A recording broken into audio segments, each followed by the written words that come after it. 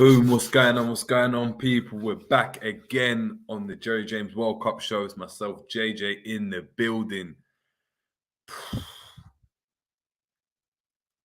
Undefeated, goated, underrated, whatever word, whatever adjective you want to use, this World Cup is the best World Cup I've ever seen. The narratives, the changes in dynamic within the game. It's crazy. The storylines, the highs, the lows.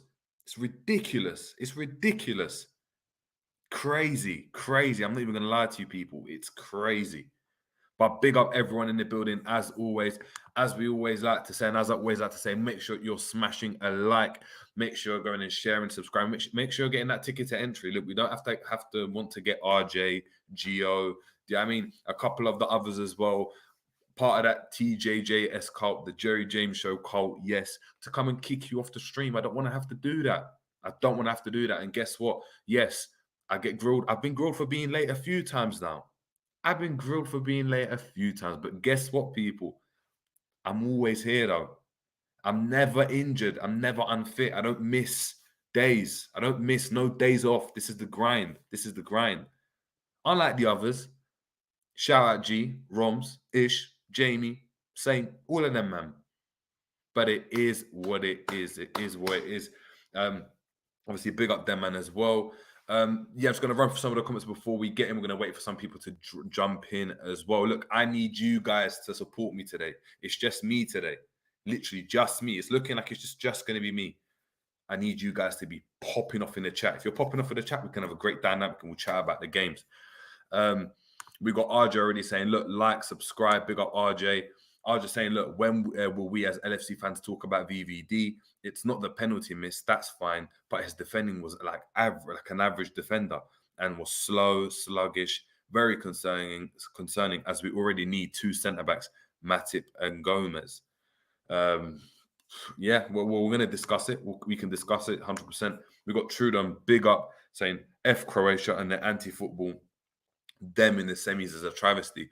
Listen, for me, I don't agree with this notion of there being anti-football. I'm not going to lie to you. I'm not.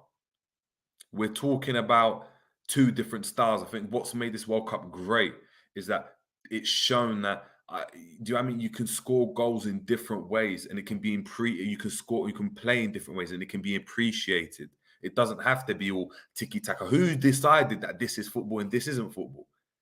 Ultimately, Croatia didn't lose the game, scored their goal, and took it to extra time.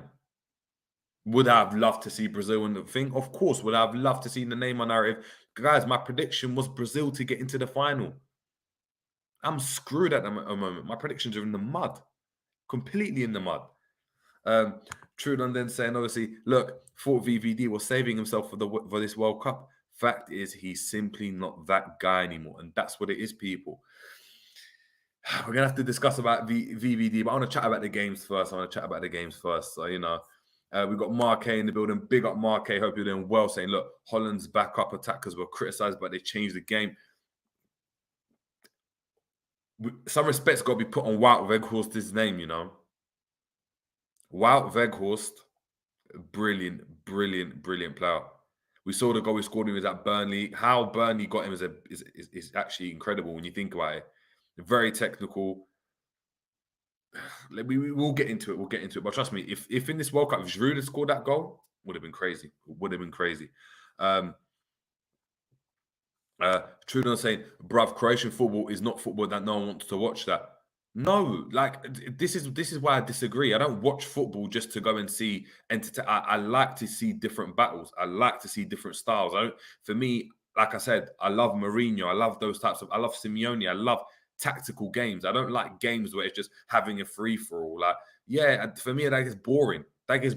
Like, that's like, do you know what I mean? When you're into football, when you're ingrained in football, you look at there's more layers to football than just, we're having a game. If that's the case, we might as well just go and play in the park and just watch two teams go at it, innit? Because it just becomes exciting.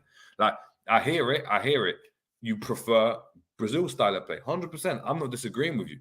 That is nicer to watch. But I like football. I like there being challenges. I like the fact that they understood, we're not going to go toe-to-toe with them. What did you want them to do? go toe-to-toe with against Neymar, Vinicius, and everyone, and what, get spanked? Of course not. They knew what their strengths were, and they played to their strengths.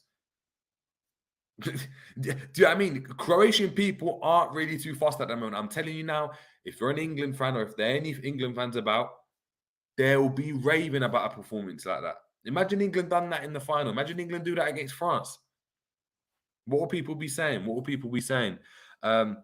Mark is saying, obviously, this World Cup is just amazing. Look, it is. We've got Mark saying, Acuna Bosta today nullified Dumfries offensively and was top. Listen, he 100% was. But guys, make sure you're smashing the like. Make sure you're sharing. At the moment, it's just myself. So I need you guys to come back it. But look, we're going to get into it. I mean, it's been an incredible day. We're talking, you know, Messi. Let's start with the GOAT Messi. Messi versus Virgil van Dijk. De Jong versus De Paul and them, man. Cool, let's get into it. Getting into the game, a lot of people would have predicted, you know what? Holland are just that bit better. Just that bit better than Argentina. Argentina, yes, they have Messi. They have the equalizer. They have the GOAT in their team. But can they get it over the line? De Paul not being good enough. Di Maria not being good enough. Lautaro Martinez not being good enough. Enzo Fernandez, decent player, good future, but hasn't been amazing. Scored a great goal, yes, but hasn't dominated the World Cup. No. But what we saw today is a team that knows how to structurally defend.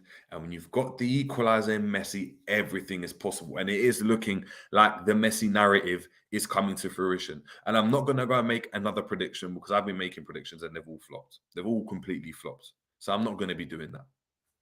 But what I will say is Messi, for me, even if he doesn't win this World Cup, the best to ever do it. The best to ever do it. The best to ever do it, people, because when you break it down, like before he scored the pen, the assist,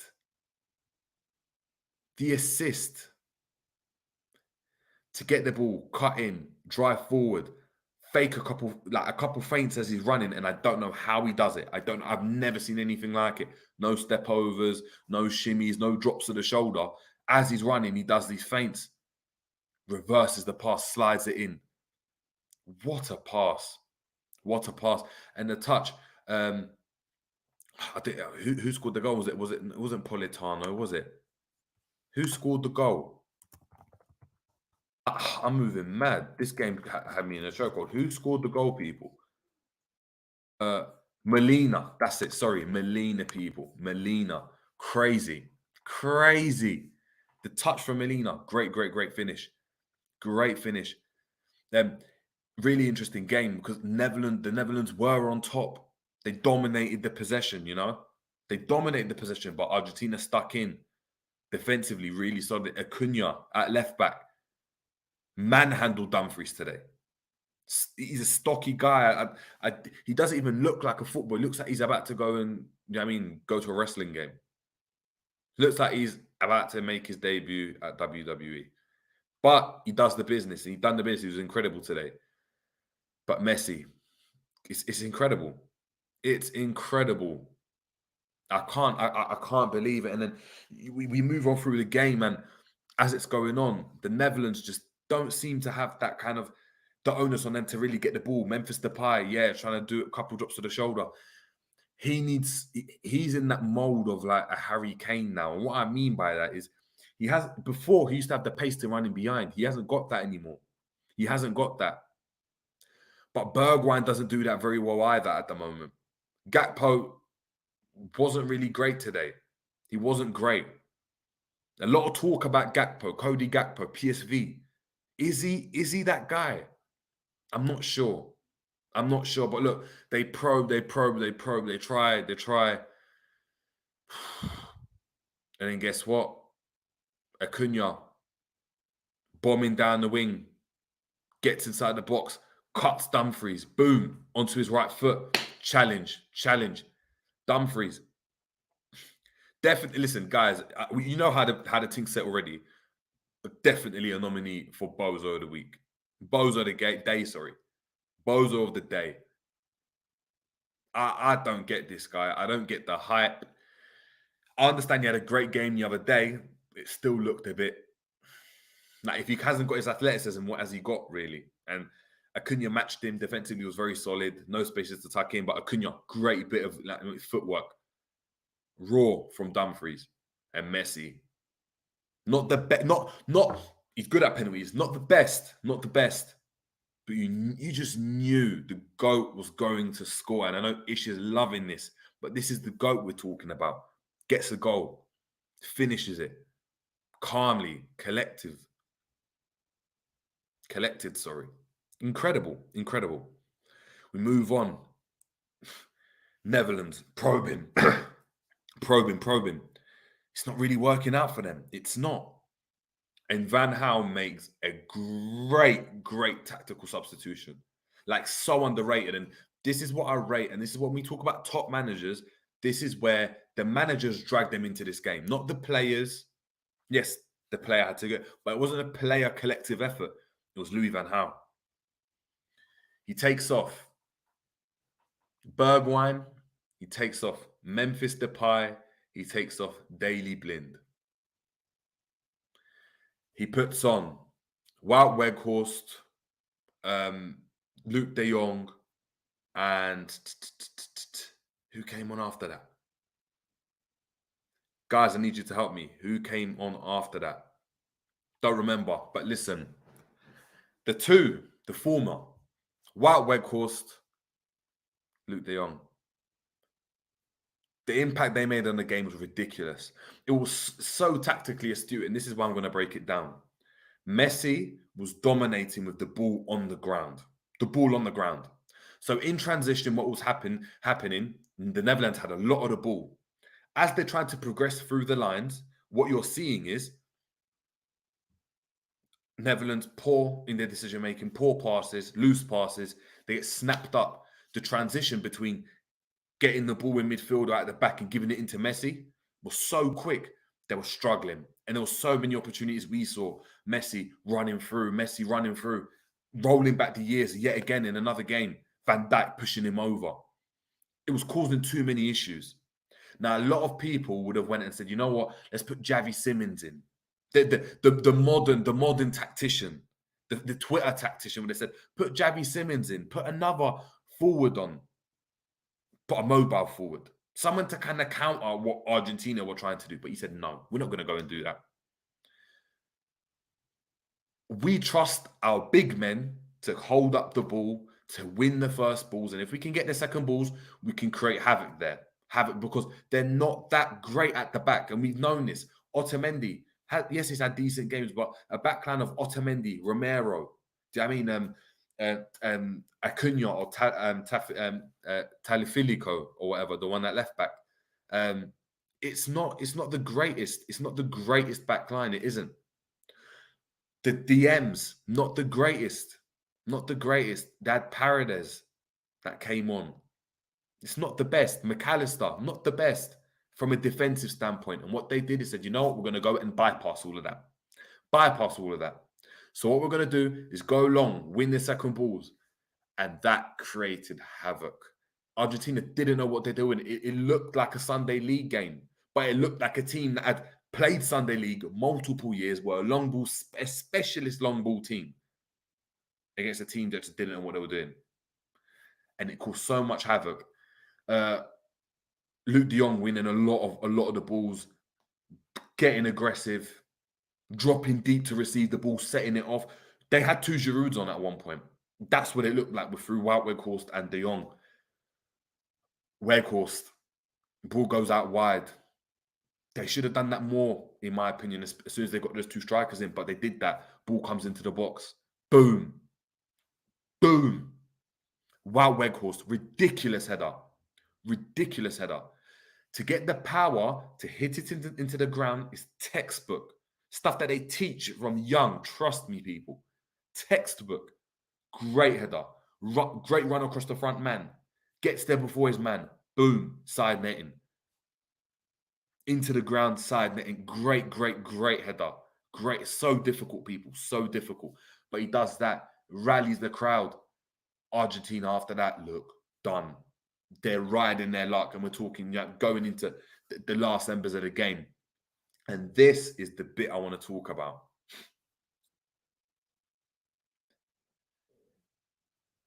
We need to wheel it back before that. Set piece. There's a set piece where Berghuis and Cody Gakpo are standing over it. This was about 5 minutes before the goal. Cody Gakpo seems like he wants to take it. Berghuis wants to take it as well. It seemed as though Berghuis took the free kick. He's supposed to run over the ball, but he took the free kick without Cody Gakpo's kind of knowledge, or that wasn't what they agreed. It looked like that was going to cause an issue. It was not the best free kick at all. Hit the wall. Cody Gakpo furious. Same thing happens again. Everyone thinks Cody Gakpo is going to take this, and we're talking about 99th minute. There was 10 minutes of extra time. 99th minute, Cody Gakpo standing over the ball. I had no faith in this guy taking this free kick. I don't know what it is about Cody Gakpo. I just don't rate him like that. I don't rate his technique. I don't think he's that guy. I would have. It's mad. I would have actually preferred Virgil van Dijk to be standing over it. I think he strikes the ball better. Sometimes you just need a strike. It's not what the Netherlands had in mind, though. Koopmeiners standing over it this time. I'm thinking, what's he going to do? Reverse it with his left foot? He plays a wonderful pass right through the wall.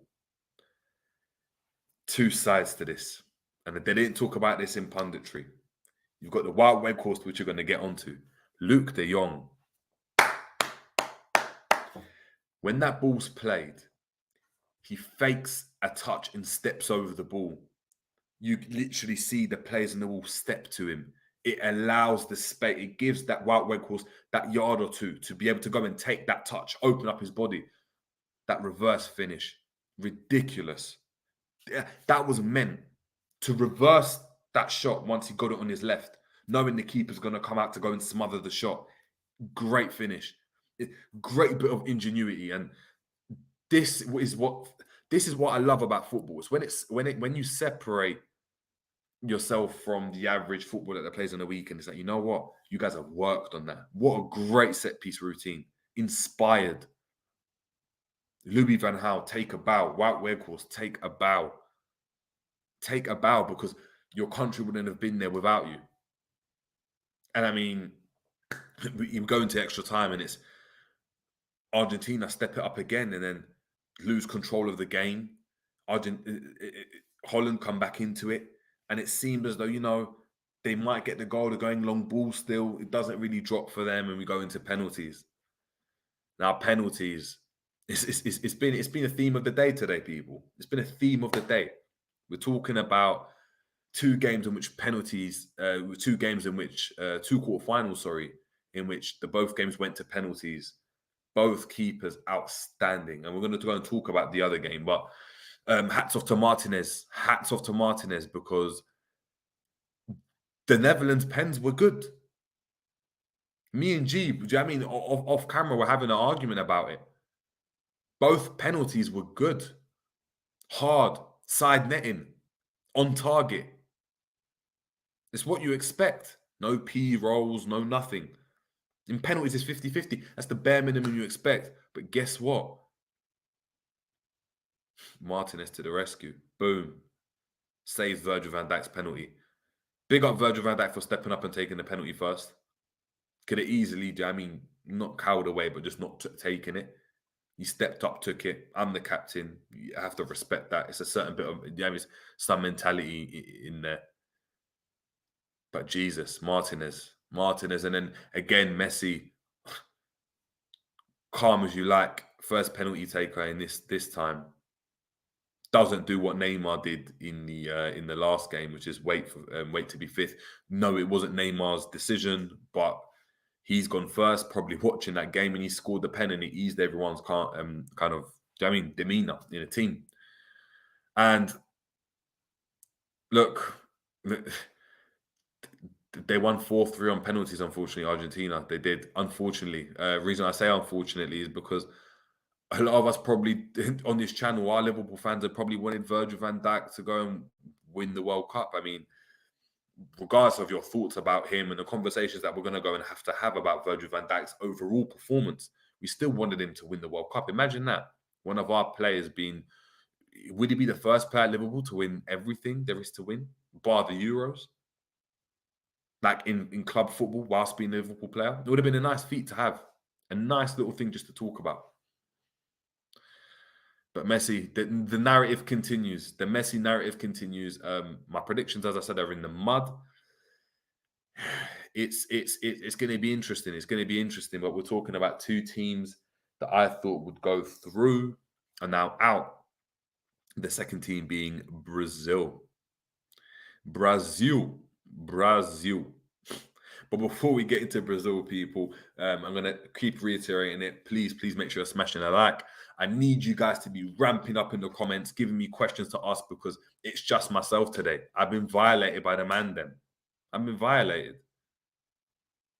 They're supposed to back their brethren and they didn't. So it's cool. It's cool. I'm out here. Do you know what I mean? I'm out in oversized tee looking like I've come out of prison. Do you know what I mean? But we're out here. We're out here, people. But please make sure you're smashing a like. I'm going to run through some of the comments and then we're going to get into the Brazil game. But please, just keep spamming the chat. Make sure you're smashing a like. Make sure, to be fair, do you know what I want you guys to do? I want you guys, to go to other channels and tell them this is dead. This channel is dead.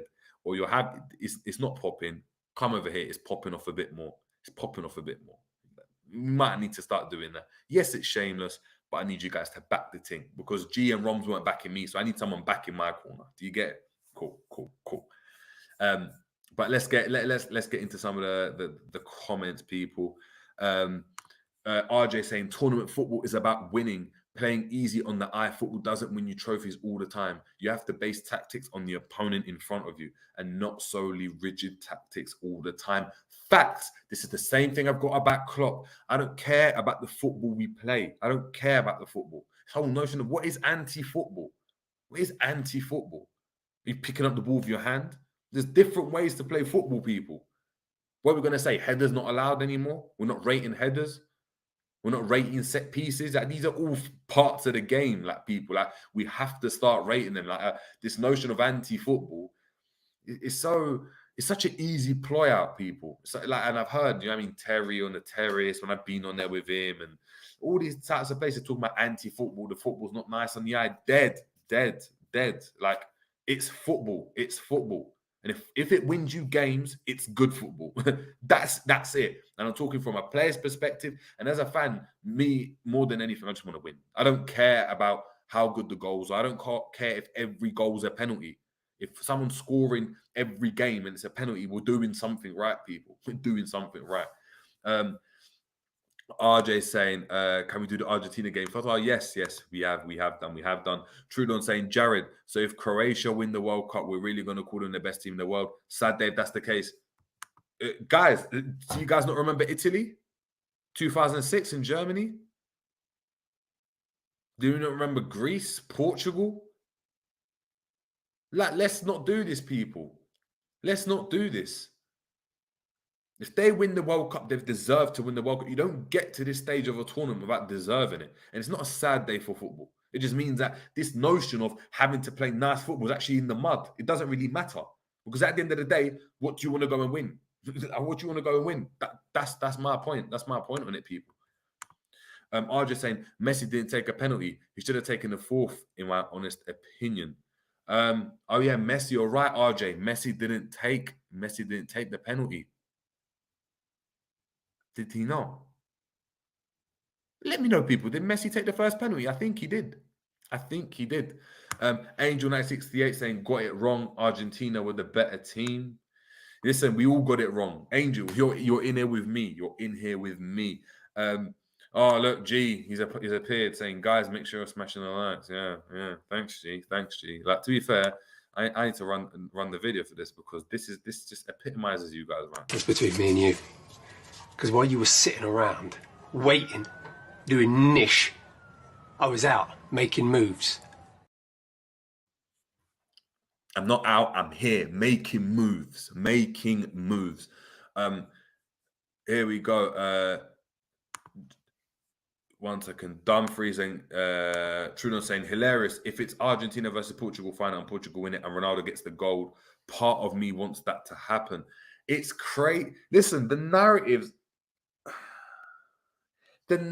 right now in this World Cup are incredible because if Ronaldo wins, like, look, we've spoken about Mbappe winning the World Cup and then the narrative changing about, or the discussion. We need to have a conversation about who the GOAT is because the GOAT wouldn't have been necessarily Messi and Ronaldo because when you look at what Mbappe has done at a younger age, it starts to look scary.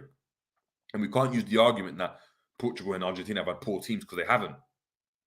Especially Argentina. Argentina have had squads. Talking about times with Lavezzi, Higuain. Do you know what I mean? Like Milito. Let's not get into that.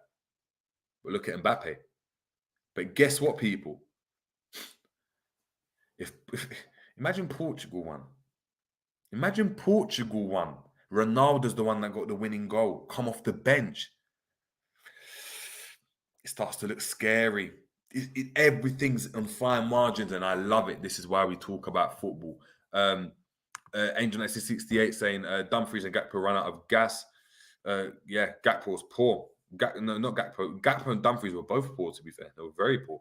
RJ saying Trudon, yes, because they outthought the other team tactically and executed their game plan. Isn't that the purpose? Am I missing something? Trudon saying, yes, to score goals and to entertain. No. Trudon, they're saying, obviously, I don't like what football's becoming. Maybe it's the purist in me. Football from a purist perspective, yes, I get it. But football's not always been like that. Let's not do that. 5-10 years ago, do you think teams were coming out to go and play? Teams were coming out to go and play. That was even worse back then. It was because the top, it was only the top teams that had a concentrated amount of talent. You're looking at World Cups gone by. You need defensive solidarity. You just do. Look how many goals the Spanish team conceded when they won the Euros or when they won the World Cup. I believe it's 2 goals in both tournaments. Look how defensively solid France were when they won the World Cup. And people, just because Mbappe's on the field doesn't mean the football's great. You might go and like that attacker. They didn't play expansive possession-based football. They weren't that great. They scored great goals, yes, but they weren't that great. There were other. Listen, there's been so many teams in this tournament, people, that played fantastic football. I've loved Tunisia's football this tournament. I think they've been excellent. But I think they didn't get them out of the group. I mean, I'm here now. I'm not, do you know what I mean? Here with my bald head. I said if Tunisia had got through, I'd have made my head bald. I'd have called myself Lysa Aidori, and I would have been Aidori until the end of the World Cup. It didn't happen. But guess what?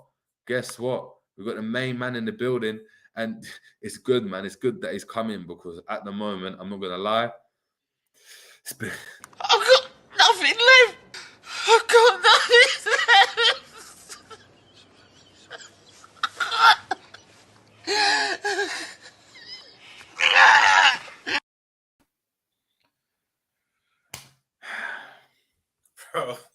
Bro. See 2020. I'm not enjoying this World Cup anymore. That's Romz, isn't it? I don't care anymore, bro. I actually don't care. You want the Prem to return, innit? Even that, bro. Like, what joy do we even have in the Prem, bro? Bro, Liverpool and Brazil have just ruined. I don't even know what to say because if we're being cool, we spoke off air. If we're being honest, JJ, I think a draw was the fair result because Croatia, let's have it right. Croatia didn't deserve to lose that. And if you had to pick a winner of how the game went, you would side with Croatia. This is me being unbiased. You would, because they had more of the ball, but then we saw that Japan versus Spain. Spain having 86%, and Japan still winning. For me, Brazil had the clearer chances, but that's what I was going to say. That's what I was going to say because we're going to get into it. Yeah. Now, a lot of people wrote off Croatia, and I think wrongly. I think people looked at the game and said, Croatia, it's going to be an easy game. It won't be an easy game when you got the experience of Lovren, of, Brozovic, Modric, Kovacic, Perisic, like experienced players in this team, alongside the fact they've still got Vida, who's like assistant manager, but he was in his kit today, like ready to come on the pitch. Like I don't know what was going on, but they've got so many players. But he was in the starting lineup in the final 4 years ago, isn't it? Yeah, but that's my point. But he was at 34 them times as well. He was 34 then. Do you know what I mean? So now they've got Varado in, and he's assistant manager, but I saw him in the kit today. That's why I was like, what? Is he coming on? Like, I think they might have injuries. But listen, crazy game of football again. I know a lot of people, and big up Trudon, because Trudon, I like the fact he's got different opinions and that. And that's what we want from people. So big up to yourself, Trudon. I'm looking at the camera, but big up to you. But yeah, Romz, it was a tactical battle, man. And for someone that's gone and played high-level football as well, you probably appreciated that a lot, thinking, oh, you know what? I think you hit the nail on the head. Like, I never thought it would be... I have it right. I'm in the mud. I thought Brazil would win the whole thing. Everyone knows this. You know this if you were locked in from before the World Cup. But not once did I think... I thought this game would be a 2-1 or a 1-0. I knew it would be... You can never doubt Brozovic, Modric and Kovacic, especially as a parent. And that's where you have to rate the Croatians, because even Rakitic coming out of them, that free, they've not got any weaker. Do you know what I mean? They're still very... You've actually got everything in that midfield, JD. You've got technique. You've got... they're combative. You've got technique. They can finish. Like, they've got eye for a pass. There's everything in that midfield. And we know games are won and lost in the midfield. And for me, Paqueta was underwhelming today. He started to go into the game a bit more, but I just think Brozovic, Modric and Kovacic, they bossed that game. And let's be honest, they bossed that game for a good, I'd say, 90 minutes. Extra time, it came more of a basketball game, kind of became end-to-end. And I'd say Brazil were growing into it. But if you have that midfield three, right, and even the back four, that Juranovic guy won't be at Celtic much longer. Lovren, where was this Lovren for us, bro? I know for your country, you right. He was there. He was there. The problem is that you see with Liverpool, they don't look at the players and say, you know what, we've got Lovren, so maybe we shouldn't play this mad high line like this. It's just we play the high line no matter what it is. It's like me going to my kitchen, and seeing that I ain't got no rice to make any jollof rice, but instead I just use couscous, bro, or flipping or spaghetti, bro, and I make spaghetti jollof. Like that's what I'm talking. Jollof spaghetti. That's literally how it's looking. Like, imagine me telling you, I'm gonna make curry goat, but I ain't got any goat though. Yeah, I'm gonna use veg. I'm gonna just use veg and do the same thing. But you're still calling it curry goat. Don't kill me. Cook it for the same amount of time. It's gonna get all like mushy and everything, but it's calm in it because I just do the same thing. And what we've seen with Lovren is when he's playing in his system and he's in his comfort zone, he's a decent player. He's got we wouldn't have signed him. Remember, it's weird, isn't it? At Southampton, he was good. At Liverpool, he was shaky, but everywhere else, he's been good. Good, yeah. So we're the anonymous. Yeah, you're right. It's weird, isn't it? It's not like he's gone to yes, he's gone to Zenit, and we don't really know about Zenit, but he's been very good for Zenit. Like at Zenit, I think they've won the leagues and stuff. He's been very good for Zenit. For internationally, he's been the main guy at centre back. And look where they've gone. They got to the finals one year. They're in the semi-finals now. You know what? It's very similar. Big up G, by the way. Listen, if you don't like to subscribe to GTV, go and do that now. It's similar to, remember the Giroud debate we had. Arsenal, even Arsenal wasn't bad, but he was underwhelmed. But everywhere else, he's a success because you're playing to his strength. It's the similar argument with Lovren and bro, Gardevo, however you pronounce it. I pray you don't go Chelsea. Bro. Did you see that last-ditch tackle in the last 10 minutes? Listen, he's a joke. He's actually a joke. But you know what? You know what? Before we get into that, obviously people are going to want to talk about this, and we need to talk about obviously Angel. Don't worry, I see the comments. I'm saving all of them, so we're going to get into these questions. But Neymar, a lot of people have talk about Neymar. Not good enough. I saw Boo Rider saying Neymar not in the same league as Ronaldo, Rivaldo, Ronaldinho. He's on par with Robinho. Big up Boo Rider as well. Massive support as always. But listen, we've had games in this tournament where Messi has been anonymous and he came up with the goods and we were like, wow. Yeah. We're talking about a brother. Hold on. We're talking about a brother that has history with ankles. They're gonna even think we're making excuses, JJ. No. I'm gonna let you land before. Yeah. Cool. He's got history with ankle issues, as do I. So I'm talking about. I'm talking about. I mean, the ankle issues and people. Sorry, sorry. You can't make this up. People saying that what he's on par with Coutinho. What are we fucking talking about, bruv? What are you fucking talking about? Like Kevin Samuels, he can't make this up, people. Word. Bro, Listen, I just feel like we're the only country that doesn't appreciate him, bro. Honestly. hold on. We need to get the images up. This was after the first game. Fucking hell. This was after the first game. And this image right here, people, I'm telling you from history. You know what? I'm actually going to have to get a picture of my foot up, yeah? Of my foot up so people can go and had see. ankle injury as well. I broke my ankle last season.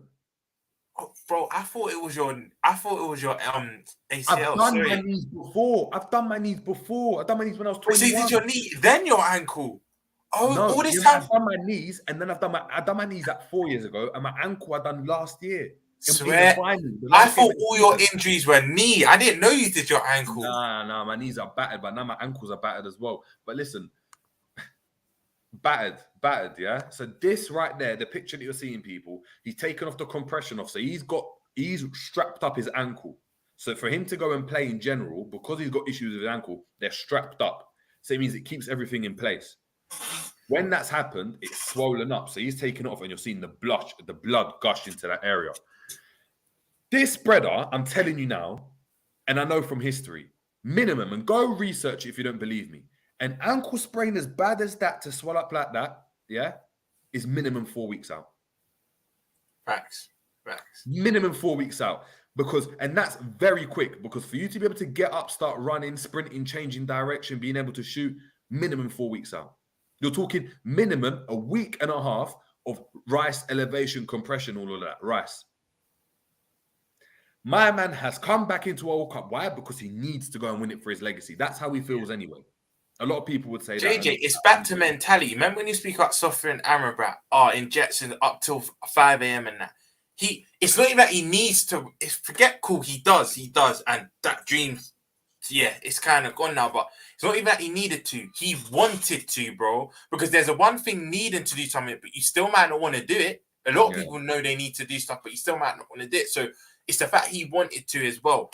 Me and you both know, again, it's very agenda driven, because when I listen to other pundits from other countries and whatnot, I kid you not, JJ, I swear we're the only country that don't appreciate him, but everyone else appreciates. And the things with Neymar, like you said, he was never gonna recover quick enough. And then you get the question, JJ, so why did he play? Well, we've just answered why he plays, because not even that he needed to, he wanted to. He carries the country on his back. I know people are going to say, come on, Romel, Olympics isn't a major, but you saw how much the Olympics meant to him. That's not a major. Remember when he scored the winning penalty, I think it was, and he was crying his eyes out. So imagine winning the World Cup and having the World Cup on his back. Then you're going to get, he didn't do enough. He didn't do this. He didn't do that. And remember, we were speaking of it in our group chat, JJ. When do you ever see Neymar playing a kind of centre midfield role? He was scared. Today he was actually scared. He was playing within himself. He had to start from a deeper role. But today you could see he didn't want to go and get into the challenges. He knew when he's in the final third, they're going to obviously go and hack him. He saw about the challenges. He was coming very, very deep. But before we go and talk about that, because he didn't have the best of games, and every opportunity, like, do you know what I mean? People, this is what it is. When you're that good, they expect you to go and do a rainbow flick every game. Do you know what I mean? Every game. That goal to do it at that moment, clutch. And people are comparing him to Coutinho and Robinho. They won't call no, but JD, this is the problem with football fans. They will not call it clutch now because Brazil didn't advance. They're not going to call it clutch.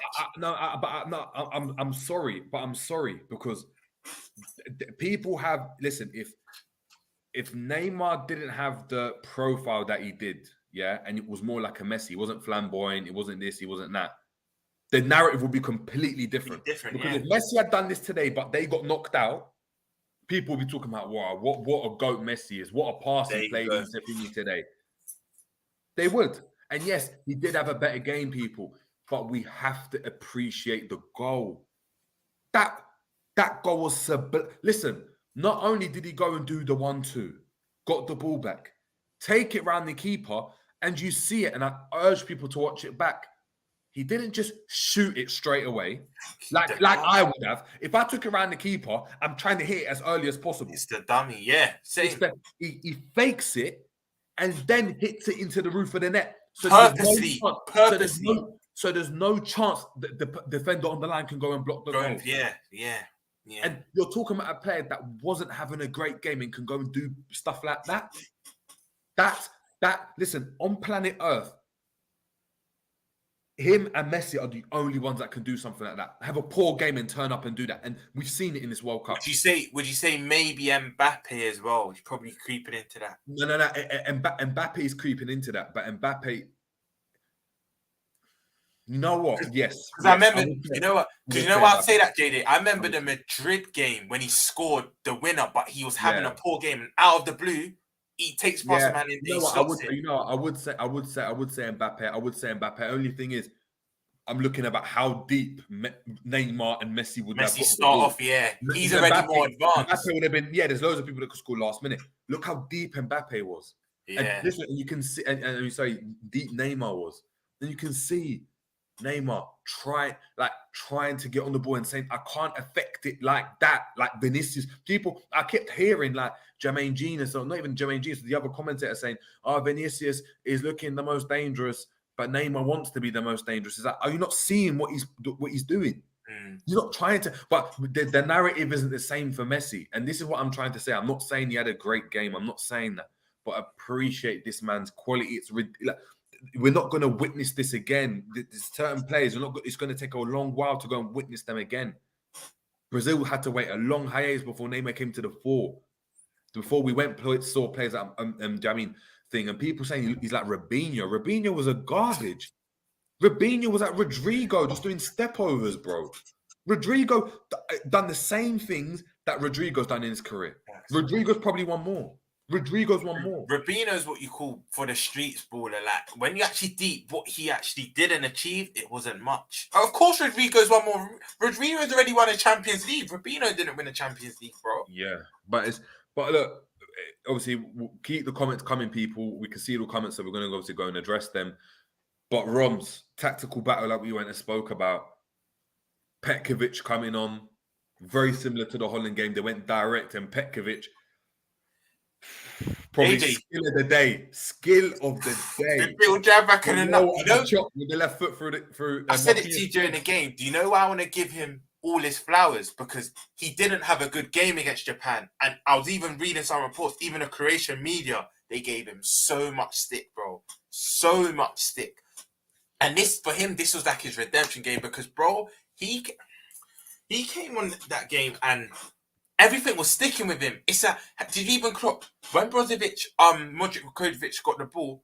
They wasn't even trying to pass to one another. He was at the focal point. He was the target man. We get it to him, and then everything will be created of him. I think he was excellent today. Bar the skill is just a bonus, bro. But his hold up, bringing others into play. What Croatia lacked is that killer. Where they had it in a Mandzukic last tournament, they don't really have it. Because, bro, I'll go as far to say, if they had like a Mandzukic this tournament,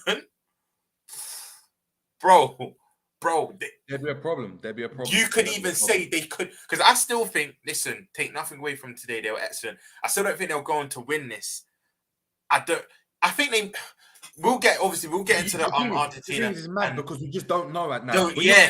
Now, when you're at this point, your predictions make sense back then. You can't make predictions now. You can't. Like I'm looking at this thing and I'm saying France, we're going to win it. I feel like to change my prediction so that I say England win, but France actually do, and I'm a bit happy. Like, I don't know what else. I don't know what to do anymore. Like, Do you know what as well? I It's need my the dark. It's the dark arts as well and the experience. I I love want to it. big I up love it. Brozovic. I love Yeah? it. The dark Bro- arts, Voldemort, Professor Severus Snape. I love that. I love the dark arts. Bro, and this is where I want to give Brozovic his flowers because the amount of times he would clip Neymar, tug Neymar, bro, he was on a yellow and he was still doing it. He said, "I'm going to do everything for my country, bro," and he was doing it in the right moments. You can't teach that because another man, let's say, I can't even think of anyone off the top of my head, but there's other centre midfielders that might have gone in a bit too rash and made the referee's mind up. Yeah, that's a red. But he was so cute with it. The little tugbacks, the little kick. The amount of times he tugged back Neymar in that game was about 4 or 5 times. And it was when Brazil were in the transition, is when Neymar looked like he was going to create something. But I want to big up brothers. Luka Modric, JJ, I'm not going to lie. There's going to be some uncomfortable conversations soon when you're ranking the greatest midfielders ever because what a performance from him as well. I think them three suffocated Paqueta and Casemiro. For me, people saying Casemiro had a bad game. But he scored the penalty. I think he hasn't. It wasn't one of his best games in this World Cup, but I don't think it was poor. For me, it was Paqueta that was letting that midfield down because one, you're playing him. I've always said he should be the advanced 8 and a 3. I don't think you can play him in a double pivot. And even at West Ham, you're seeing it. But problem is, I think. Go on. Just before you go, he was getting dispossessed. They were just bouncing off the ball. He looked like the weakest thing. You know, in each team, you've got the weakest thing. So for me, I would say it's probably Brazil's fullbacks. And in this game in isolation, Paqueta, because Casemiro, for me, he was doing everything as ones, but I think they targeted Paqueta, and that's also where Brozovic, Kovacic, and Modric had a lot of success because I think he was poor today. To be fair though, as the game progressed, he did mature into the game. He slowly grew into the game on Paqueta. But I think for me, the first 70 he was. Yeah, but this is what I'm saying is the problem that Brazil had, and it would have been a problem, and it's why I'm surprised Fred didn't play with Casemiro. I'm surprised Guimaraes didn't come on, is because they needed to have Neymar on the pitch clearly because of the goal. And Angel 968, you're saying, look, time after time he lost possession. Yes, but he done that with the goal. No, like if he wasn't on the pitch, no one would have scored. No one would have scored. Like it doesn't matter who was on the pitch. We saw Anthony was on the pitch and he had a great game, right? But what did he do? He played well, yeah. Yeah, but what did he do? Like, I know he had a great game, but what did he do? Yeah. You done all that running and all those dropping on the shoulder. But what did you do?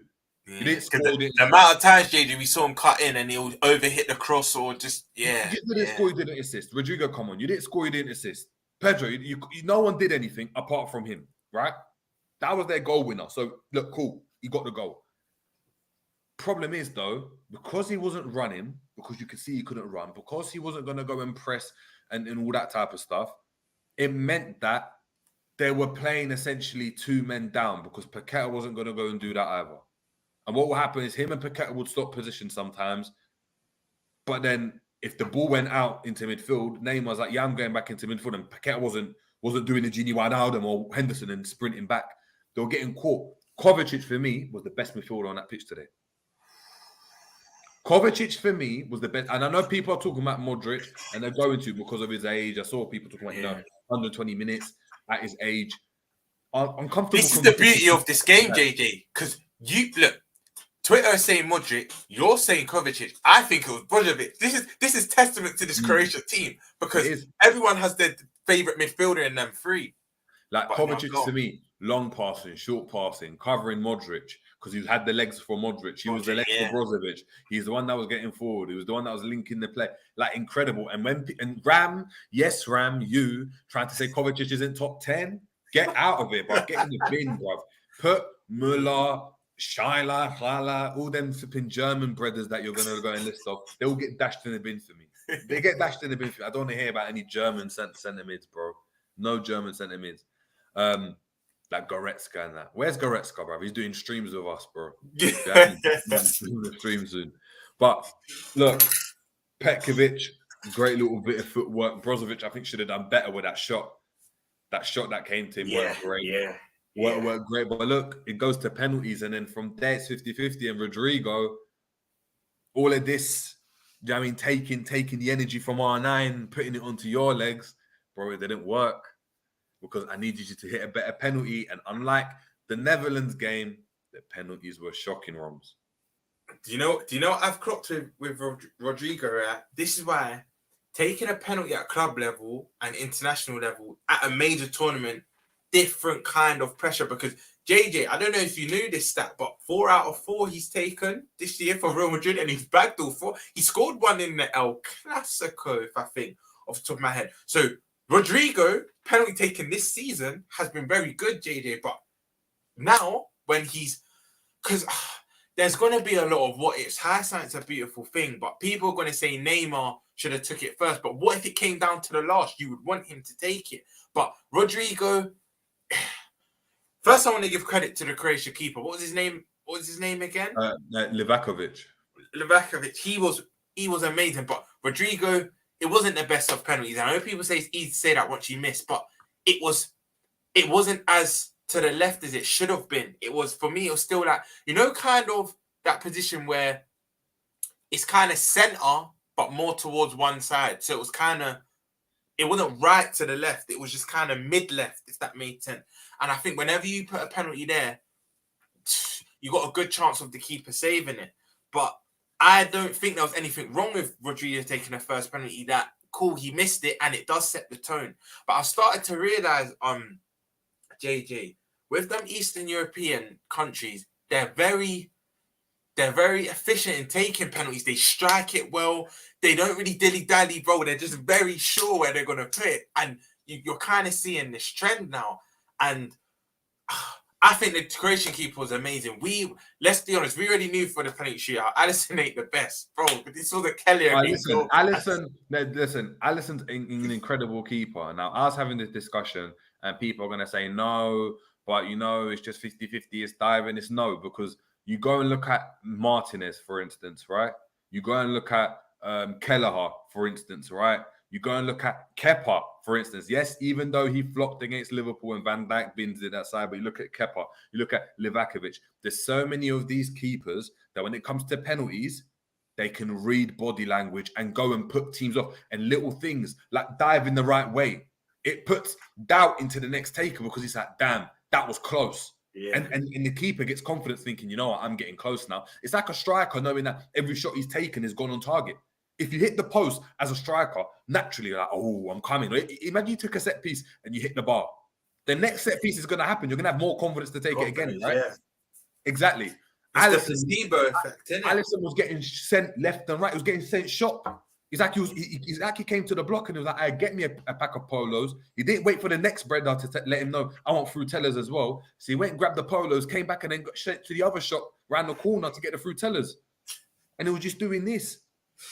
I'm sorry, bro. Like when it comes to penalties, the same way we need our forwards, our players, our strikers, our the players on the pitch to go and hit the target and hit a quality penalty, right? Like with pace and power. I'm not saying save every penalty, but show me you've dived the right way a couple of times. Not everyone takes penalties like Jorginho and like Bruno Fernandes when they're sitting you down. Like a lot of them strikes. Do you know what I mean? I'm not saying save flipping Messi's penalty when he does the little stutter or Ronaldo's, but you can dive the right way. You can dive the right way for a couple. That's true. The guy sent it down the middle twice. I was just about to say that. Twice. That's not good enough. I'm telling you, if I was a centre back and my keeper went and allowed 2 penalties straight down the middle, I'd be like, brother, what the hell's going on? For real. And even do you know how you kind of there's certain moments in a penalty shootout where you have a feeling this ain't gonna be their day. I think it was Croatia's second. Did you see when he put it down the middle and his legs were still dangling? Yeah, how many stays have we seen where the legs will still keep it out? But when I saw that going, I thought, Brazil, it hurt me to say it, but I thought in my head, Brazil are going out. Brazil are going out, man. It's big up realism, Jared, as well. He's saying Alisson isn't a penalty saver. We know this as an NFC fan. And just to strengthen your point, bro, you've seen it. not Club World Cup. When we won UEFA Super Cup, it was Adrian in goal. both domestic trophies last season, it was Kelleher in goal. All of the Carabao Cup penalty shootout, it's Kelleher in goal, bro. Alisson hasn't won us a penalty. Correct me if I'm wrong in the comments. I don't think Alisson's won us a penalty shootout here. It's been Kelleher and Adrian for like the last 3-4 seasons, bro. Big up Trudon saying, look, never known a world-class keeper to be poor at pens. It is actually quite interesting, isn't it? You know, like Schmeichel's been good at pens. Reina was good at pens. Like we had Jerzy Dudek that was good at pens. Do you know what I mean? Like that's what I'm saying. Like Szczesny's good at pens. Like, do you know what I mean? Like did you see what I'm talking about? Even like Courtois and Neuer, like did you see, but this is what I'm saying. There's a few, like I can say with Alisson in this penalty shoot. I don't want to talk about other penalty shoots because I don't remember. Where I'm like, there isn't really any to remember. You want your keeper to go and maybe sometimes do you a favor. Yeah. And what I mean by doing you a favor is even if you dive the right way but miss, I'm like, you know what? They were just good pens. He's hit it side netting. You've hit it with power. It's gone side netting. There's nothing else I can do in it. The ball travels faster than my reactions if it's hit with enough power and accuracy. Cool. But he didn't help them. And then look. Now, big up Spritz. Spritz, so you're right. That was a howler from the FA Cup finals, Alisson. Yeah, saved Mounts then. Yes, he did. Sammy, big up saying Thibaut, the baddest man alive, saved Messi pen in Paris. Stop playing. I think Livakovic might be better. But yeah, man. Obviously, the pens were taken. Neymar didn't go and obviously take the fifth, take the penalty because it was labelled as fifth. It was a bit obviously unfortunate. We've seen it a few times down the line. We saw it with Portugal when Ronaldo didn't get to take it. Like we've seen it a lot of times. So that's the thing, JJ. It's nothing surprising. It's very hard to gauge because it's like, cool, you take the first penalty and score it because Neymar probably would have. No, you never know. In the form the Croatia keeper was in, you never know. But Neymar normally puts away his pens. It's like, cool, you set the tone. But on the flip side, it's what if the fifth penalty came down to him to decide the game? You saw it in the Argentina game that I think. Wasn't Saka taking the fifth penalty? Remember in the Euros, Saka took the fifth penalty and missed it. Yeah, I don't know if it was, but it was. Was it the deciding one? It was. Or the penalty? I think it was. But this is my point. But this is my point. You went to go and take the penalty, and it's like, like, why did he go and take the penalty? For me, you can look at it both ways. I think you can't look at it like one way or not the other. Because Argentina but the way I see it is, let's say, Neymar goes and takes the penalty and scores it. Fair, the first penalty goes in, but the pressure ranks up. Do you get it? Because now it's like, I scored the first pen, but I've got 5 brothers that if they score and our keeper scores one, I'm calm. If you're scoring and it gets to sudden death, that fifth penalty, imagine one of your players missed and that fifth penalty needs to score to go and keep you in it. Or you need to score that goal to win it. That's a high pressured moment. Like you can't just chuck anyone in there. Like imagine Marquinhos taking a fifth penalty. What? Like we'd be like, what the hell? Like there'd still be. The thing is, this is what I've kind of got to. You've got to kind of credit Argentina's structure because I think Lautaro would have been fifth. Yeah, they put Messi at first and Lautaro. So they had 2 strong penalty takers at each end of the spectrum, bro. Because if I remember rightly, I think it's Barella. It's Barella, Lautaro Martinez, and I think Brozovic sometimes that takes the penalty for. I think Barella's number 1, and then I think Lautaro is vice penalty taker at. But they had Messi in their best, taking it first, and Lautaro's their fifth. So wherever it's to set the tone or that pressure penalty, they had 2 players that are used to taking penalties. And I think Argentina, the structure they had was very smart. But it's like when you think about it, Casemiro scored a good penalty. Was Casemiro? Naturally, is he usually a designated penalty taker? He scored a good penalty, but is it that? No, he's not. No. You spoke about Rodrigo. They probably thought they were doing the same thing. Wait, Casemiro's the only penalty scorer. No, it scored 2. So it was Pedro as well. Pedro scored a very good penalty. Yeah, very good one. Yeah. Pedro scored a very good penalty. Right in the corner, yeah. Yeah. Pedro, like I'm saying, he came on and obviously worked hard and stuff. But look, Brazil are out. I know you're burning. I'm so annoyed because, listen, I ordered a Brazil kit. Yeah, the 2002 World Cup one from eBay. Yeah, what with the blue and the white? No, the yellow one with the green, but the 2002 World Cup one. Yeah. I'll show it. But I ordered this thing with Ronaldo on the back.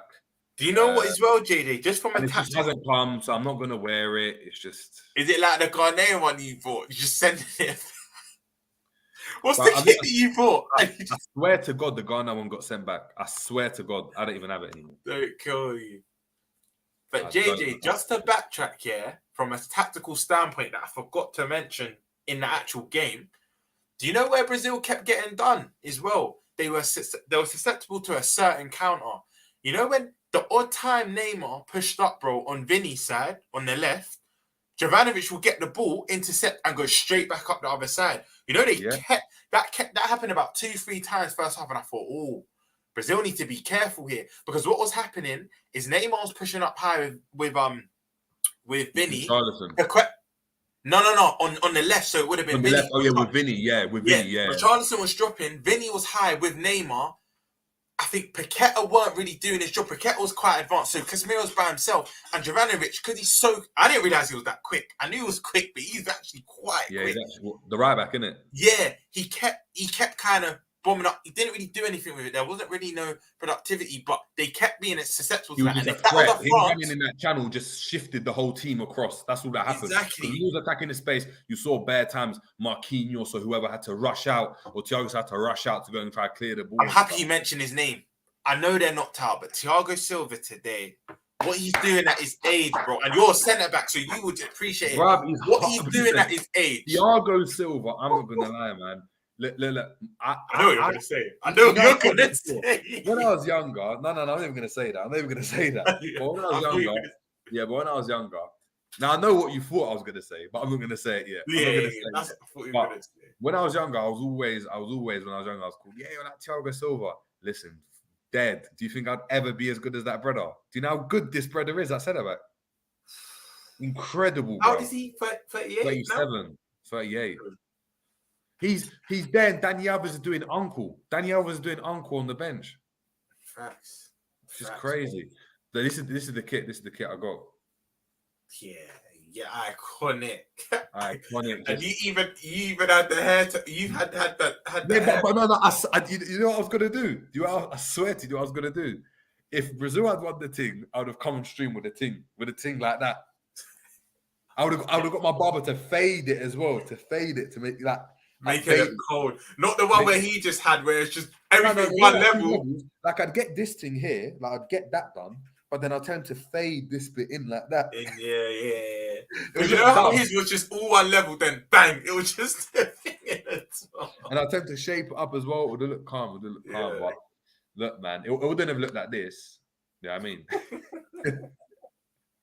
Allow my name, man. Brother just catching shit. Bro, he was 19 in this picture, bro. 19? Bro, look at him. No, 19. Of course, this is him after. Sadio. Bro, this is crazy. Jesus Christ, man. The hairline is a braid. Just go bald, man. Just go bald. Now, Trudon saying the O2 blue kit is wavy. Yeah, it was. But I wanted the yellow and I wanted to stand out. But I'm not even going to wear it. I'm going to keep this. I'm going to keep that one. I might just wear it for heritage on the final. But it's heritage. But it's crazy, man. It's crazy. Just a bit on the He is the elephant in the room. Just a bit on the whole Neymar thing, though. That this is sad now, JJ. Because let's be honest. He doesn't have that. This is one thing you have to rate Cristiano Ronaldo for, that drive to continue playing. Even though his body's not allowing him to do certain things, he still has that drive. Neymar even said this is probably going to be his last World Cup. He'll probably have an early retirement. These are things he has said. He doesn't really enjoy football. These have come from his mouth. So next World Cup, he's 30 now. Next World Cup, he'll be 34. He'll be 34. Which, again, He's hindsight's a still beautiful able thing. to play. He's still Yeah, able to and it play. depends how much injuries he picks up from now until then. Yeah, But does he have that drive? Even if he's still playing, does he have that drive to? Do you know what I mean? yeah. I think. But I think you said it, where him and Messi's game is based a lot on their IQ and not really their athleticism. Neymar's a bit of both, but I Not like still think, Ronaldo though. You can yeah, see not like a even how he can Ronaldo. drop off and just do a 1-2 and get it like Exactly. Messi can. So yeah, I feel like he could still be a problem at the 2026 World Cup. But if I'm being honest, bias aside, sentiment aside, like I don't think he's playing in that World Cup, man. I don't think he's playing in that World Cup. yeah, but it's sad because I know it's mad to say, but in any other era, he goes and wins multiple Ballon d'Ors. Facts. In any era, because in any era, and I mean prior to Messi and Ronaldo, because Messi and Ronaldo are obviously out of this world. Like, in terms of their numbers and then obviously their consistency, it's just not been seen. Do you know what I mean? Think about Ronaldinho won Player of the Year, but was nowhere near as consistent as what Messi or Ronaldo have been, or even what Salah's been at times. He hasn't had to be that consistent ever. Yet he's gone and won it. Neymar has got more goals, more assists than any of his Brazilian counterparts. He's record goal scorer for Brazil, isn't it? Yeah, he level with Pele. Yeah, literally that. Because you know what it is, bro. Like the way you look at it, like you said, in any other era, he would have won multiple. But that's why I feel like you said, your little brother saying, "Oh, do you see Mbappe do this and that?" Him and Mbappe and the Haalands and that will probably be his Messi, Ronaldo. But this is why we actually have to appreciate what we've seen for them too, because your Zidane's, your Maradona's, like you said, your R9 up until the injury was, you could say, putting up numbers at Messi, Ronaldo. But where they put up these alien numbers, this is now the barometer. Like you have to hit this, not necessarily have to, but you have to get somewhat near this to even be regarded. Because let's be real, they're probably going to be the outright first and second because of their numbers. Forget how the game's played and how you appreciate the game. If you're just speaking numbers alone, because it's never been seen before, they're unanimously 1 and 2. So the Mbappe's, the Haalands now, the new gen that are coming through, they're going to have to get somewhat those numbers or in and around to even try and have a conversation with them too. However, we'll probably speak about this more, but if Mbappe goes back to back with France, bro, crazy. The conversation gets scary. The other conversation, you know what? We need to get out because I told the brothers we obviously we chat about this as well. Let's see if I saved it. I ain't saved it, but I remember it. So big up whoever obviously brought it up. Virgil van Dijk. How did you just put a straight face? Oh my dude. I don't even know what to say. And I'm not talking about the pen. I had to go barbers as well, but I'm fuming that now, man. I'm fuming. I know. What happened to my the goat? minute you said, speaking of goat, what's happened to my goat? Because just even in regards to defending, oh my God, what's happened to Virgil? average. Oh my God, what happened to Virgil? Hey, the minute you said Virgil, yeah, I didn't even think of the penalty. That didn't even come into my thinking, bro. It's what can you say, bro? Like, other than, you know what? Big up everyone watching this right now. This is where I need you lot to help me in the comments, and even you, JJ, because I might be being a bit harsh, and I tend to do that a lot of the time. But bro, other than the shot he blocked, I think it was from. Remember the one in extra time where someone's cut it back and he blocked it with his chest? I think it was second part of extra time. Was it DePaul? No, DePaul had gone off by then. I can't remember who it was, but he blocked a goal with his chest, and I think that was going in. JJ, other than that, I can't remember what he did, bro. I actually can't remember what he did. He's just not been great. He's just been not been great. He's slow. He can't get out to the ball. He doesn't. Even Lovren's, like, the passes in between the lines, like, all he does is get the ball and just give it to someone else. Like, he does the basics. He does the basics. He's not a threat from set pieces like that. Like, it's just poor. And I don't know, man. I don't know what to say about him, man. That's it. Big up honesty. I thought it was either Enzo's or McAllister's, but if he doesn't block that, then Argentina win it in extra time. But I can't remember. Have you clocked as well, right? I know he wants to be the last man a lot of the time, but the way he's kind of barking orders at Ake is to say, you do this, and if it fucks up, it's on you kind of thing. Like, do you know when everyone was at, do you remember the bit where Messi kind of span Ake inside out, bro, and then he got a shot off? Do you remember that in the first? Yeah. Because in the first half. For me, I know that likes to be the insurance at the back and the one behind, but I think maybe you go to that. You might not get spun as easily. And it's kind of the way he was kind of on Ake. I was thinking some positions he was on Ake about. It was on Ake taken up. He maybe should have take that kind of premise as captain, but I don't know what to say, JJ, man. And big up Kopish as well, because when I was on the way back, I hear Drifty say it. So big up Kopish, but it's like, and I hear him. I hate when Liverpool players miss penalties. Now I'm going to bring up the penalty thing. I hate when Liverpool players miss penalties for their nations in major tournaments, because it does have an effect on them. It does. Yeah, it has a bigger effect. Like we saw what happened with Salah, innit? Salah Exactly. Salah looked like, do you know what I mean? He was about to M himself. When Drift said that, I actually had to think. I thought, for real, because look at Mane, bro. Mane win. It just has an effect whether it's good or bad. He wins AFCON and he sends them to the World Cup. And look, he has the best. We were cussing him first 5-6 months of the season. Then he has a. They use Ballon d'Or contender. Exactly. That's what we're talking about. And in that false nine, bro, in our quad quest, bro, he was amazing. So, and then you saw the flip side with Salah, like you said. So, I don't know, bro, man. That I don't want to be reactionary, JJ, but we're gonna have to give it a bit more time to see if it's the end of Verge. But it's not looking good, bro. Word to Castillo, it's not looking good. And I've always said the injury is weird because do you deep it when he came back in 21 to 22. For me, the first part of last season, normally when you have that injury, it's your first season back, takes you warm up. He actually did better than expected. Then it was the season after where you're like, 1 minute.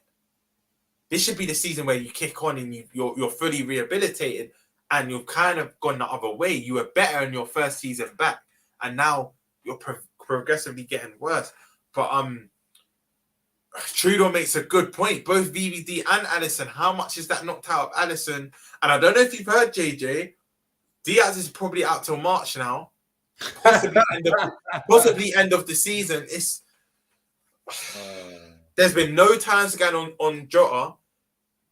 Oh my god, I don't even want to make this Liverpool to it's be crazy. Fair, it's crazy, but you know what? I think for the people, we just gotta we gotta play. We just gotta play a tune in it, just to, you know.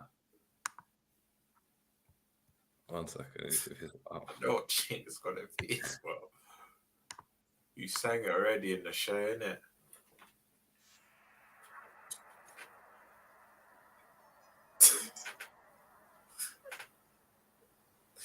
This is sad, man. It's a little karaoke version. This is sad.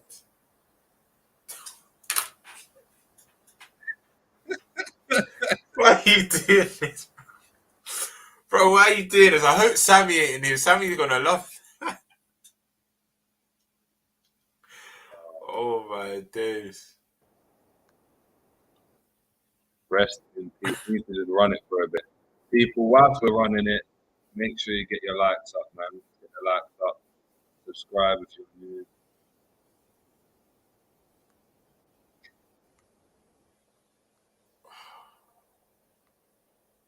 God, that's first season gonna be a long season. Damn. Man.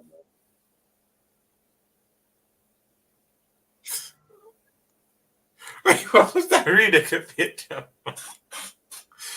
That's me running away from my talk saying Virgil's the best player.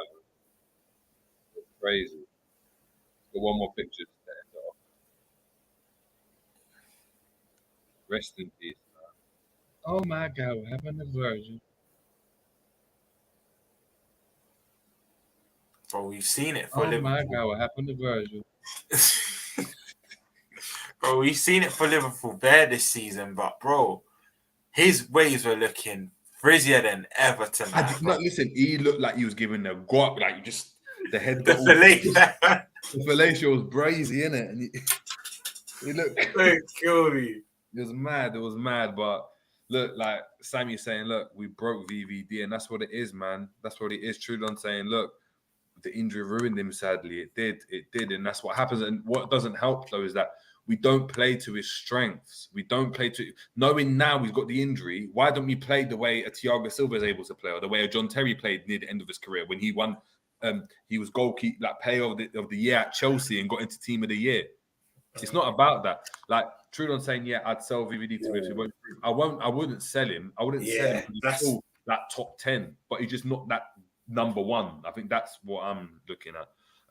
RJ saying, according to Klopp and his sidekick, we will find solutions within, and we don't have to utilize the transfer window to the fullest, because unless we have any players, fuck off, man. Fuck this fucking German. Fuck this German Dutch coalition, bro. I've had enough of it, man. I've had enough. You know what? Next week, I'm actually going to do a return back to Liverpool stream. So brace yourselves for this, because this is what I'm going to vent. Now I'm going to vent all my... You don't even have to be in it, Romz. I'm going to vent... Oh, you know I'm here, bro. If I'm available, I'm here. I'm going to vent all my frustrations about the club before we get into the season, because if I don't, people are going to think I'm toxic. So I want therapy. I want therapy before the season starts. Do you get it? Yeah. I'm being proactive. I'm not having therapy after I've gone and killed the brother. There's no point in me putting pen in and having therapy then. Yeah. I need therapy beforehand. I'm not well when it comes to Liverpool, man. Big up Sensei in the building, tuning in on Twitch. Guys, big up everyone that tunes in on the Twitch. The Twitch community is growing, people. Yeah, it's growing. It's growing. Big up. Sensei saying, I just can't believe that they put Virgil van Dijk and Maldini in the same sentence, let alone Van Dijk and Sergio Ramos. Shame. Listen, Maldini put Virgil there with him, innit? So in terms of ability, yes, it's a hard conversation for me, regardless. That's why I don't really want to have it. But look, we're approaching the end of the show. Big up to everyone that's been in the building. I need you guys to join in with us now, people. So what we're going to do is do the same thing we do every show. Play of the day, team of the day, goal of the day, and last but definitely not least, bozo of the day. We end bozo on the day. But cool. Player of the day for you, Romz. Brozovic. I just think for a man to get a yellow, I think it was within the first 25 minutes, to kind of nullify Neymar till the goal, stopping a lot of Brazil's transitions. I don't know if you saw the stat, JJ, he covered about 13 kilometers last game and that. And I think the only person to do that before him was himself in 2018, bro. It was crazy. But I thought Brozovic was amazing, bro. So that's and it hurts. I'd love to have given it to a Brazil player, but you just can't. So you have to be unbiased sometimes. So yeah, for me, Brozovic. Cool. For me,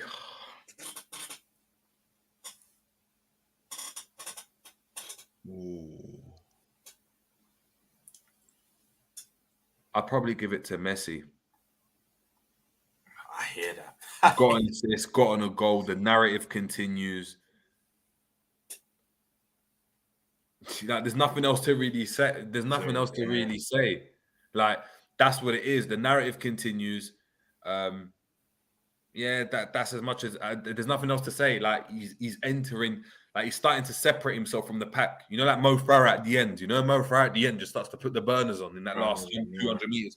That's what it's looking like. And if he does this World Cup thing, Jerry, I already said, like, it depends on your preference, but I can speak for you and myself. He is our GOAT. But if he wins the World Cup, he's unanimously the GOAT. Like, Yeah, you can't, do you know what I mean? Even the CR, I call them CR sexuals, but even the CR sexuals, they won't admit it, but they'll just be silent. I don't think they'll still be blowing Cristiano Ronaldo's trumpet, because you just can't, like, he would have completed football. Do you know what I mean? That's the only thing eluding him now.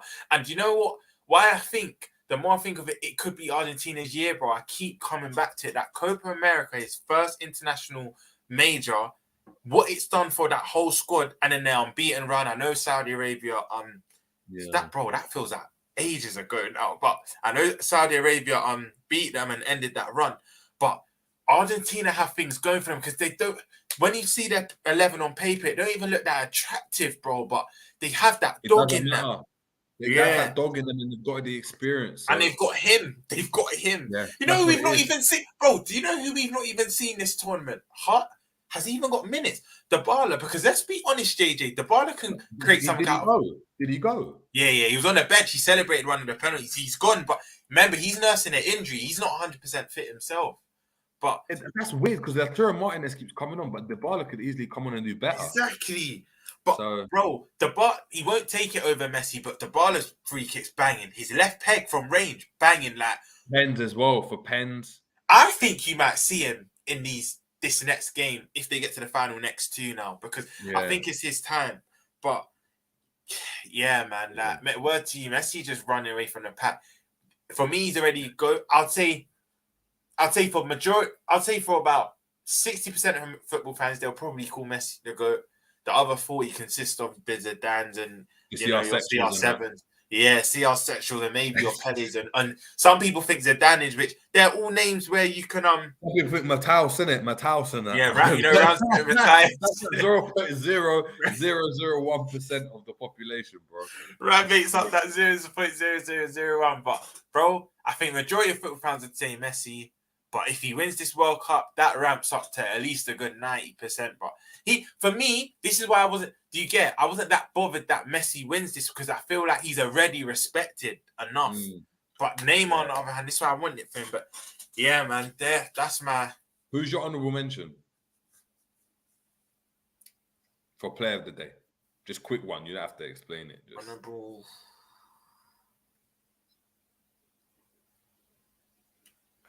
Probably who's the striker again? Petkovic. Yeah. Petkovic, man. Cool. Mine's Livakovic, the keeper. Keeper, yeah. Got. Actually, dead. Emi Martinez. What am I talking about? Yeah. Let me chuck another one in there. I think Koopman was excellent when he came on. Koopman was excellent. Solid, isn't it? I rate him. Good little technician. Because I just know you, yeah. I wasn't even in the first half of the show, but I bet you already covered him and mentioned him one of the players. Yeah. See, we see people to say, I knew it. Koopman is that halftime sub for me. He was one of the main catalysts in them getting. Spoke about the free kick. Yeah, I mean, him having the ingenuity to do that, like, it was quality. Even well. Luke, you know what? Let's just for this show and I said, the dunk, Luke. Hold on. Dead. My player of the day, Bud Messi, Wout Weghorst. Yes, Messi got the goal. Yeah. Wout Weghorst. Donny was struggling. Is he still at Burnley? Technician. He was crouched on steroids. A technician. Is he still at Burnley? No, he is on loan, isn't it? He's at Besiktas. Okay. Yeah. Yeah, man. How Burnley got him, I don't know. I should have deeped it when he scored that goal against United. Yes. Remember? Yeah, I should have deeped it then. I should have deeped it then, but I didn't. But big up Wout Weghorst. Goal of the day. Now there's two. The Neymar's or the free kick.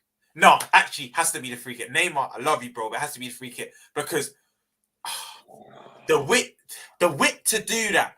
Jerry, remember the time it was the last kick of the game, bro. Like it's it was 99. But context to it, but the context of name, like I know it's because they equalized, but man, we're talking about that was extra time as well. That was a clutch goal. Yeah, that's extra time, man. And he's got the ball deep, done a 1-2, got the ball again, rode the challenge, took it round the keeper, faked the shot, and then put it into the roof of the net. You know what, For for me, one- it's got to be that goal. For me, it's got to be that goal. I was going to say, probably for the first time this World Cup, that might be a tie because, bro, Maybe. and maybe I have to stick with Holland, bro, because the wit to do that, the little dummy from Luke de Jong, and bro. Do you see he kind of used his body in a way and he kind of fainted to allow? Did you see that little move by Luke de Jong in the equalizing goal, bro? The little blocking and he kind of fainted. He had to get his body in. I think it was excellent, bro. To do that, bro, that was literally the last kick of the game. Finish. I said, and then the reverse finish. Yeah, bro. Like, I don't know. It's a draw. It's a draw. Yeah, that we're gonna have to tie today, man. Yeah. Oh, big up RJ. Honestly, sending me nudes, and obviously then RJ saying, honestly, it's not that type of show. Big up everyone. By the way, RJ's not sending me nudes. He's entering the GOAT category, sending me information in regards to Liverpool. No, read as if Jared. on the slide whilst having the show as well, and it just getting me like, getting me excited and that. You know, I'm like this. Hey, Romz, we're gonna have to come. Hey, Romz, 1 second, Romz, second. You know that? I said it isn't that time for show. Oh, don't kill me. Big up, man, big up. But so goal of the day, yeah. Guys, let us know what you think is goal of the day as well. Player of the day, team of the day now. Has to be Croatia. Has to, because I would have given it to. Because we've given losing teams team of the day. Let's say they've had a big effort, played well, but lost. But for me, this is quarterfinals now. Like for me, it probably has to be the winner. But I would have given it to Argentina. But you had a 2-goal lead, bro, and you've let them come back with 14 minutes. Croatia definitely the winner. Think about it. Last minute equalizer. Do you know what I mean? With that Petkovic goal. Had to get back into the game. Because they were losing, and then to win on penalties, it's got to be Croatia. Angel 968 right on the money as well. So yeah, Angel knows, man. Bozo of the day. You know what? Man are saying Tita, you know. Man are here saying, for me, it's dumb. Wrong. Your coach left my guy Casemiro playing 1 versus. That's what I'm saying, bro. You know I love Sammy. Yeah, he's an analyst, bro. You need to jump from the show one day, Sammy. That I don't know if you heard me when I said this. I feel like you joined late, but I said that, bro. Paqueta weren't helping him at all, bro. He was basically playing a single pivot, bro. Honestly, he was literally playing a single pivot, but. Jerry Romz were nearly going to wear clogs if Holland won. Listen. Do you know what I would have done? Yeah, I swear to you, I would have ran to like my nearest like Boots or Claire's or something, my AF shop. I would have got extensions and done the Virgil thing with the waves. I'm dead. I wish I still had the head to do that, but nah. For me, where we'll be at again? Big up, Sammy, because I was saying that when we broke down the Brazil game, Paqueta was he grew into the game a bit, but Casemiro might have well playing in there by himself, but Paqueta was getting dispossessed. He was losing the ball, giving it away. Just man.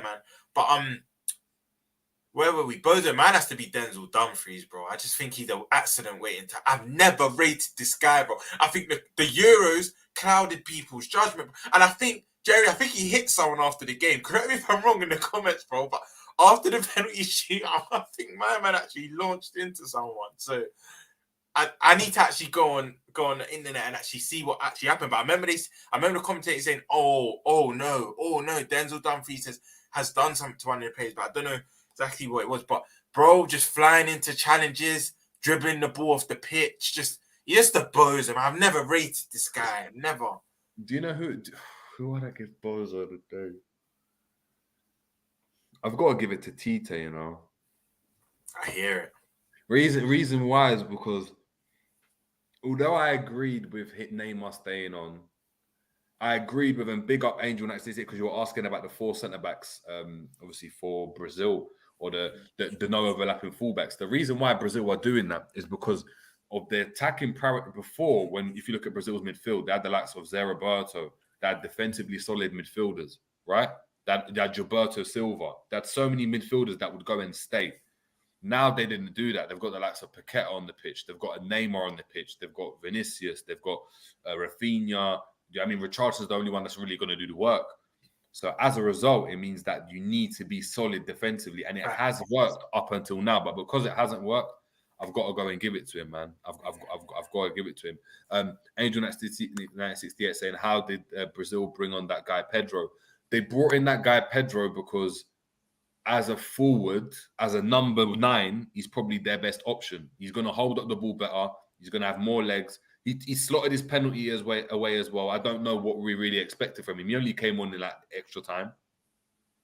Yeah. I mean, he only came on in extra time, so or just before that. So look, he had a decent game, but he hasn't really, had an effect. It was only his 4th game, 4th international cap, so we can't. It's difficult to judge. I mean, we're going to see him in the Prem. Jerry, in January. If he's linked with Leeds, heavy. Oh, is it? That's what the commentators are saying. He's linked with Leeds. So. Well, yeah, Leeds got to get another striker because Patrick Bamford is Patrick Deadford, bro. He's dead. Dead food, man. Dead food. Patrick Casualty, bro. Yeah. That's literally what he is.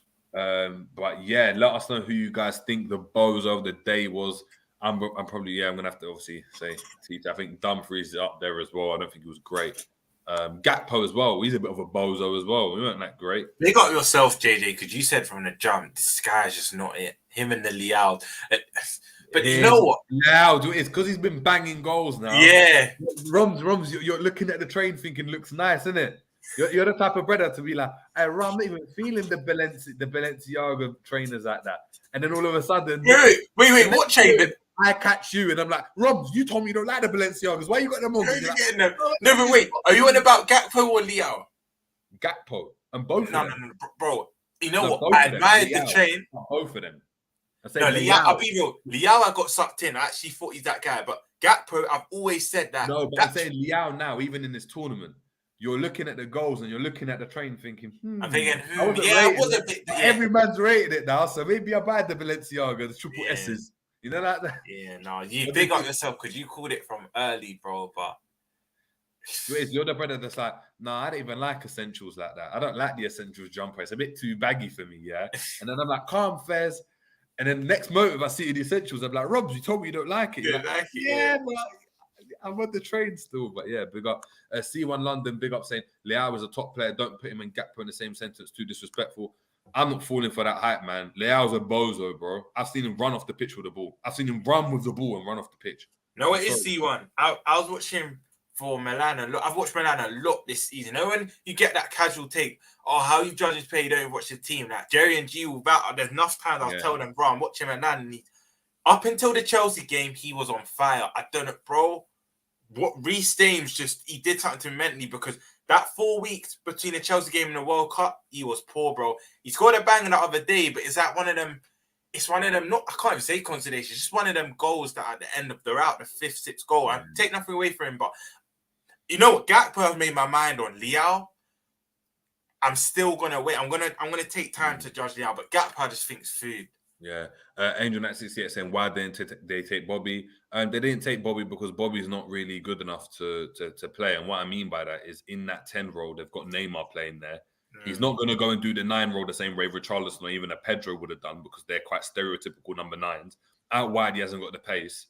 And to bring him on off the bench, he's never really that effective to come off the bench. He has to start games. So it means that you have to change the whole way you play. And it means that they're going to start like him, Neymar, Vinicius, Paqueta, they start occupying all the same space and everything becomes a bit congested. That's why Richarlison's done so well in the tournament because he stayed away from play. He hasn't had to get involved. He just stretches the pitch. So that's what I would say. But look, people, big up for everyone tuning in. Make sure to smash a like. Appreciate you guys joining me. I know for like the first 2/3 of the show it was just me, myself. Do you know what I mean? So big up for everyone. You know what? I just want to give JJ his flowers because obviously you know JJ can hold it down, but when you're so accustomed to myself, G, and Ish with him, he thought, I need to rise up again. But maybe Be honest, you lot in the comments. Was he a bit rusty at first? Was he stumbling and that? Let me You have know to whether get I into was it. stumbling, but I say run the tapes back. I was looking right dead in the camera. Them man knew I was talking to them. C1, RJ, Angel, Honesty. I'm No, looking at the camera. big I'm up, looking at it. JJ. You No, lot, I big want up, you to big get up. onto G though. Next time G's, you have to get onto. Hey, get up to G, man. Get up to G. You know what? I've got something next for Big up, G. anytime I'm late. I've got a sick video for anytime I'm late. I'll let you know after, but I'm not gonna let the people know. But next time I'm late, you man can run it because actually it's hilarious, bro. But yeah, big up Honesty. Oh, Honesty. Sorry, you came up with something crazy. Woo! Oh, bozo, the pay. Oh my god. Oh my god. Oh. RJ saying you were boss, Jerry. You were boss. See, I was boss. Big Never up, big up, doubted big him, up. man. But yeah, make sure to stay with us tomorrow because tomorrow we're going to be back straight after the England game. The England game's a 7 p.m. one. So that's the England game. Yeah, I can't wait for that, you know. Bro, just quick. I know we did the main preview on G show, and big up G. If you haven't seen that, by the way, go like, subscribe. Yeah, make sure to check out GTV. Yeah, that was a nice one. Actually. I think just over 2 hours. But bro, quickly again, because you know your opinions can change. I'm not making my predictions, bro. Yeah. I want France to go through. If France don't go through, it's Morocco to the end, bro. And I swear to you, if France go out, if Morocco go out, I'm not even watching the World Cup. I don't want to watch. I was going to say to you, so if I ask you now, JJ, who do you want to win the World Cup? Who is it? Morocco. Cool. Moroccan, yalla. You know, like that. That'll be wicked. Bro, that'll be wicked for football, you know. That'll actually be wicked for football. It would. But listen, people, we're going to head out. We've been with you for over an hour and a half. Big up to everyone that's been in the building. As I said, it's been the J. James Show, myself and Romz, and we're out, people.